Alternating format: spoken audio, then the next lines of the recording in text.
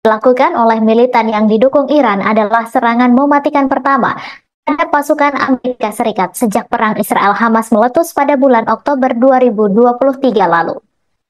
Juru bicara Keamanan Nasional Gedung Putih John Kirby mengatakan bahwa Amerika Serikat tidak menginginkan perang yang lebih luas dengan Iran atau di wilayah tersebut. Namun Amerika Serikat harus melakukan apa yang harus dilakukan ketika pasukannya diserang. Presiden Amerika Serikat Joe Biden sebelumnya telah memerintahkan serangan balasan terhadap kelompok-kelompok yang didukung Iran, tetapi sejauh ini tidak menyerang Iran secara langsung.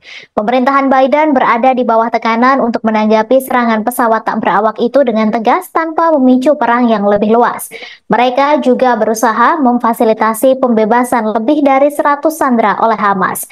Perdana Menteri Qatar Sheikh Mohammed bin Abdulrahman bin Jassim Al Thani mengatakan bahwa ia berharap pembalasan Amerika Serikat tidak akan melemahkan kemajuan menuju kesepakatan pembebasan sandera baru. Ia mengatakan potensi pembalasan AS terhadap serangan di Yordania akan berdampak pada keamanan regional. Direktur CIA William Burns bertemu Sheikh Mohammed serta Kepala Dinas Intelijen Mossad Israel dan Kepala Intelijen Mesir pada hari Minggu di Paris untuk melakukan pembicaraan yang dianggap konstruktif oleh Israel, Qatar, dan Amerika Serikat. Menteri Luar Negeri AS Antony Blinken mengatakan pembicaraan Paris menimbulkan harapan bahwa proses negosiasi yang dimediasi Qatar dapat dilanjutkan. Sebelum gagal, mekanisme tersebut menghasilkan perjanjian gencatan senjata selama seminggu pada bulan November ketika Hamas membebaskan sekitar 100 sandera.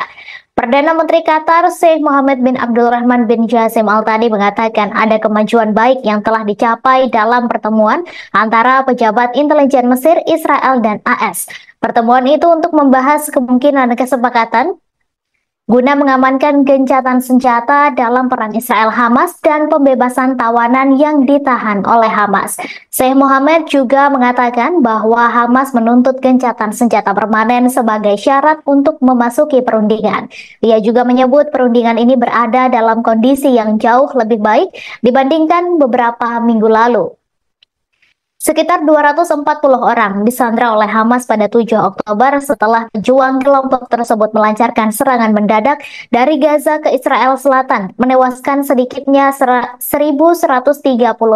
orang menurut data Israel. Israel menanggapinya dengan pemboman dahsyat dan invasi darat ke Gaza, menewaskan lebih dari 26.600 orang.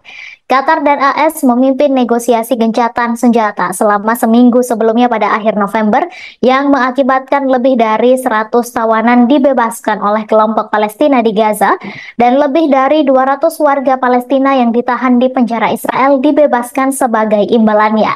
Sheikh Mohammed juga mencatat bahwa negaranya bukanlah negara adidaya yang dapat memaksakan sesuatu pada suatu kelompok. Pernyataan ini muncul setelah Perdana Menteri Israel Benjamin Netanyahu mengklaim bahwa pengaruhnya untuk menekan Hamas. Doha menjadi tuan rumah kantor politik Hamas dan merupakan kediaman utama pejabat politik senior Ismail Haniyeh.